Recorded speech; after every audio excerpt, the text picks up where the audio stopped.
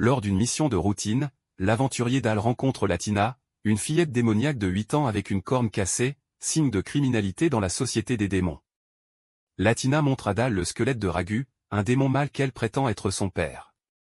Dal enterre correctement Ragu et emmène Latina à Creuse, où il sollicite l'aide de Rita et Kenneth, les propriétaires de la taverne où il loue une chambre. Rita et Kenneth soignent Latina en lui offrant un bain, de la nourriture et du repos. Dès le lendemain, Latina s'attache à Dal, et Rita lui donne des rubans pour couvrir ses cornes. Dal décide d'adopter Latina comme sa fille après lui avoir acheté de nouveaux vêtements et chaussures, malgré son mode de vie dangereux d'aventurier et son manque d'expérience avec les enfants. Ragu montre à Latina son premier arc-en-ciel lorsqu'il vivait dans la forêt. Dal devient un parent dévoué, mais néglige son travail pour passer du temps avec Latina. Rita renvoie Dal au travail tandis qu'elle et Kenneth s'occupent de Latina, dont les tentatives maladroites d'aider à la taverne la rendent attachante aux yeux des clients aventuriers. Une semaine plus tard, Latina commence à apprendre la langue humaine et la cuisine. Kenneth emmène Latina faire du shopping, mais elle est distraite par un magicien de rue qui fait apparaître un arc-en-ciel. Rita mobilise Gilvester et les autres aventuriers pour la retrouver, tandis que Dal se précipite également pour la retrouver. Latina rencontre 3 jeunes garçons, Rudy, Marcel et Anthony, qui la font pleurer par accident et battent leur autre amie Chloé. Latina guérit les raflures de Marcel, démontrant ainsi sa capacité à utiliser la magie, une compétence rare. Il rencontre Gilvester, qui ramène Latina à la taverne et raccompagne les enfants chez eux, devenant ainsi amis. Latina s'excuse d'avoir causé des problèmes aux aventuriers et pleure en voyant Dal revenir, car elle veut être avec lui et a peur d'être à nouveau seule. Ce soir-là, elle et Dal lisent un livre sur les arcs-en-ciel. Dal est dévasté lorsqu'on lui propose un travail qui l'obligerait à être loin de Latina pendant plusieurs jours. Il part en mission, mais est tellement grincheux qu'il effraie le pilote du dragon, qui inspire Dal à acheter des bonbons souvenirs pour Latina. Lord Gregor, un vieil ami de Dal, est surpris d'apprendre que Dal a adopté un enfant démoniaque. Dal est chargé de tuer plusieurs serviteurs du 7e seigneur démon car le roi ne veut pas envoyer ses propres soldats de peur que le seigneur démon ne perçoive cela comme un acte de guerre. Latina est déprimée à la taverne, alors Kenneth lui apprend à faire du hachis parmentier. Chloé, une amie de Latina, vient à la taverne pour voir si Latina envisage d'aller à l'école, et Rita décide que Dal l'inscrira à l'école locale. Dal, Grégor et d'autres aventuriers tuent plusieurs serviteurs du seigneur démon. Les clients de la taverne apprécient le hachis parmentier de Latina, et Gilvester est stupéfait de voir à quel point Latina a charmé les clients aventuriers endurcis. Dal rentre chez lui après 2 semaines avec des cadeaux pour Latina, et elle lui présente un hachis parmentier qu'elle a fait spécialement pour lui. Dal est étonné lorsque Latina guérit le bras blessé d'un aventurier, alors il lui apprend plusieurs nouveaux sorts. Latina commence son premier jour d'école et se fait une nouvelle amie, Sylvia.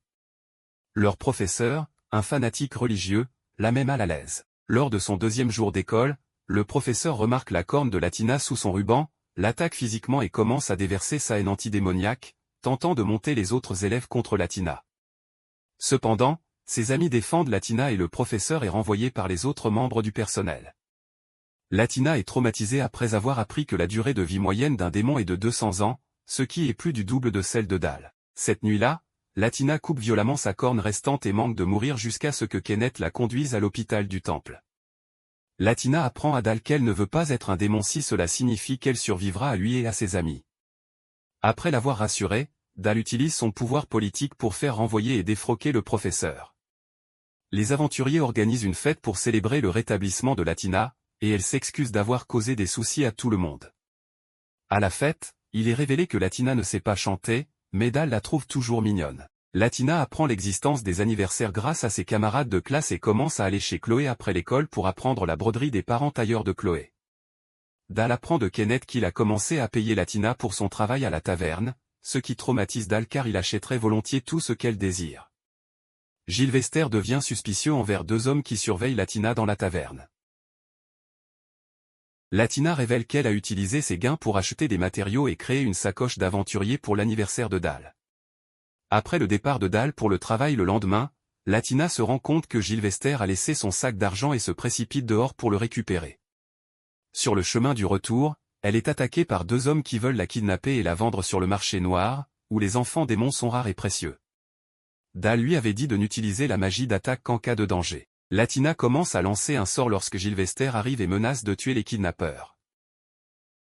Gilvester est arrêté par l'arrivée du lieutenant de police, qui est également le père de Sylvia, et arrête les kidnappeurs pour avoir menacé une amie de sa fille. Dal reçoit une lettre de sa ville natale de Tétro et décide d'y aller pour faire ajuster sa veste, qu'il a reçue en cadeau, à sa stature plus grande.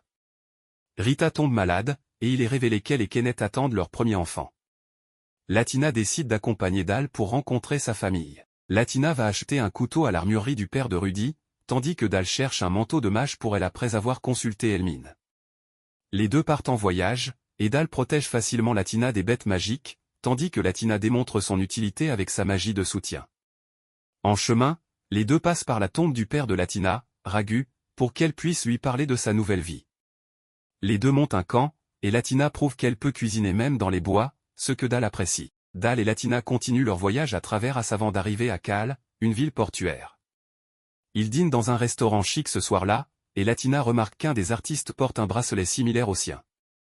Dal et Latina s'informent sur le bracelet auprès de l'artiste, Glaro.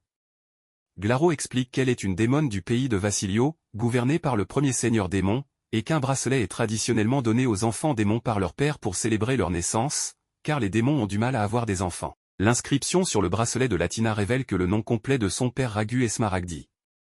Glaro explique qu'après la mort du premier seigneur démon par le second seigneur démon, elle a fui Vassilio car le pays était devenu dangereux.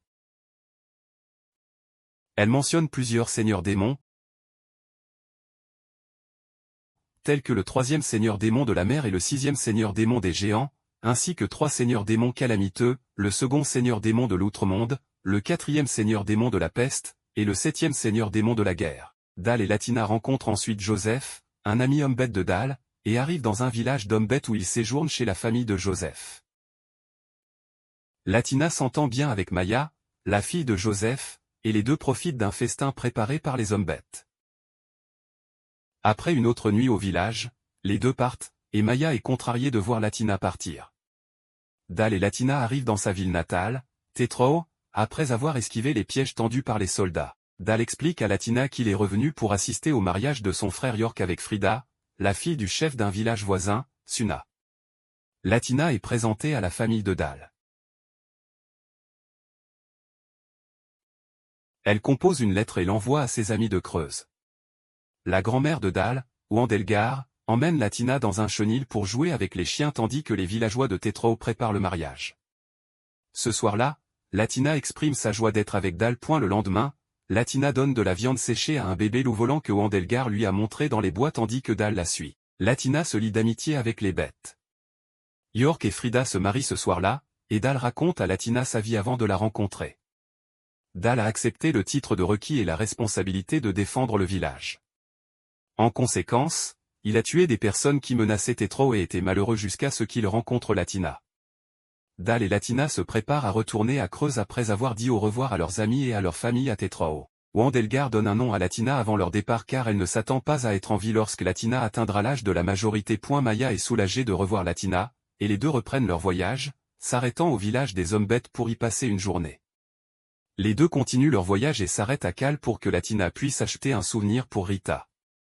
Après un certain temps, les deux reviennent à Creuse. Latina retourne à l'école et raconte à ses amis ses aventures, tandis que Dal fait de même à la taverne avec Kenneth et Rita.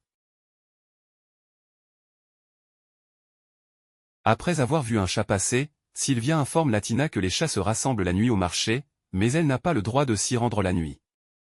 À la place, Dal l'emmène chez le voisin de Gilvester, Gojo Shiezu, qui a plusieurs chats comme animaux de compagnie.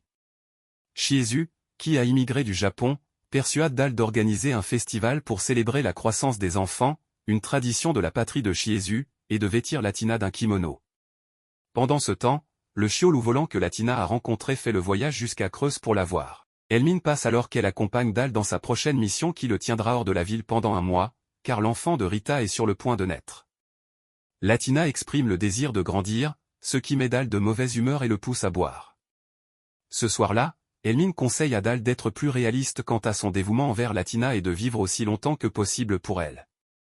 Dal et Latina visitent la tombe de Ragu la veille de son départ, et il promet de s'occuper de Latina pour le reste de sa vie. Dal commence sa mission le lendemain, laissant Latina avec Rita et Kenneth. Pendant l'absence de Dal, l'enfant de Rita naît, et la famille de Joseph visite la taverne pour voir l'enfant, ainsi que pour permettre à Maya de revoir Latina. Dal revient plus tard à Creuse pour être avec Latina.